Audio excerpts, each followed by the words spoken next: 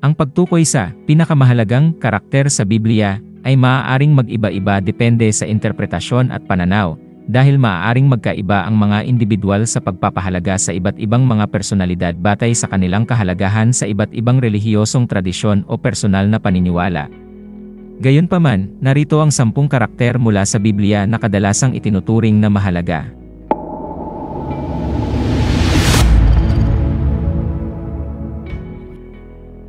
Una, ang Panginoong Hesukristo. Ang Panginoong Hesukristo ang sentro ng Kristyanismo, itinuturing na anak ng Diyos na nagbigay ng aral, namatay, at muling nabuhay upang tubusin ang sangkatauhan. Pangalawa, Moses. Pangunahing personalidad sa Judaismo, si Moses ang nanguna sa mga Israelita mula sa pagkaalipin sa Ehipto, tumanggap ng 10 utos mula sa Diyos, at naglaro ng mahalagang papel sa pagbuo ng bansang Israel. Pangatlo, Adan at Eva. Ang unang tao na nilikha ng Diyos. Ayon sa kwento ng paglikha sa Genesis, mahalaga sina Adan at Eva sa kwento ng pagkahulog at orihinal na kasalanan. Pang-apat, Abraham.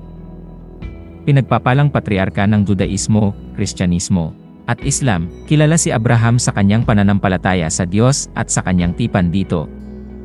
Pang-5, David. Ang hari na pinakikinggan ng Israel.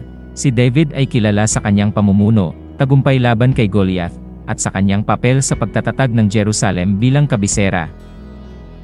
Pang-6, Maria. Ang ina ni Jesus, mataas na itinuturing si Maria sa Kristyanismo sa kanyang pananampalataya at pagsang-ayon na maging ina ng anak ng Diyos. Pang-7, Pablo, Saul of Tarsus. Mahalagang personalidad sa maagang Kristyanismo, si Pablo ay isang Fariseo na naging isa sa mga pinakamalaking apostol at sumulat ng ilang mga liham sa Bagong Tipan. Pang-8, Joseph, anak ni Jacob. Ang kwento ni Joseph, tulad ng isinalaysay sa aklat ng Genesis, ay naglalaman ng kanyang pag-angat mula sa pagkaalipin upang maging makapangyarihang personalidad sa Ehipto, na nagligtas sa kanyang pamilya mula sa gutom.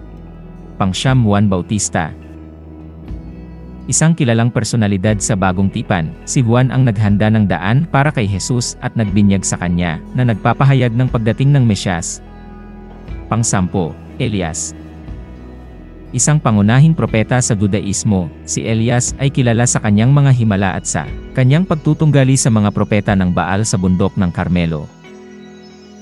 Ang mga karakter na ito ay kumakatawan sa iba't ibang mga personalidad na may mga kwento at aral na malalim na nakaimpluwensya sa pananampalataya, kultura, at kasaysayan sa loob ng mga siglo, at ang karakter na pinakamahalaga sa Biblia ay ang Panginoong Hesukristo sapagkat siya ang tagapagligtas ng sanlibutan sa tiyak na kapahamakan ng impyerno sa sinumang sasampalataya sa Kanya.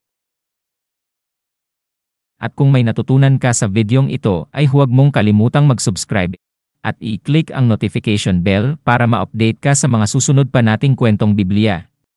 Diyos ang maluwalhati. Paalam.